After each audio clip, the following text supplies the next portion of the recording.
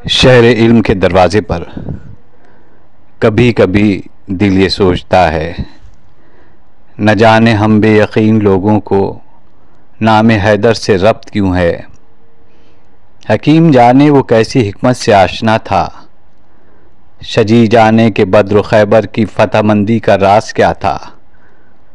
अलीम जाने वो इल्म के कौन से सफ़ीनों का ना खुदा था। मुझे तो बस सिर्फ ये ख़बर है, वो मेरे मौला की खुशबुओं में रचा बसा था, वो उनके दामाने आतिफत में पला बढ़ा था, वो जिसके दिन रात मेरे आका के चश्मो अबरू जुम्बिशे लब के मुंतज़िर थे। वो रात को दुश्मनों के नरगे में सो रहा था, सो उनकी खातिर जिदाल में सर से पांव तक सुर्ख हो रहा था, सो उनकी खातिर।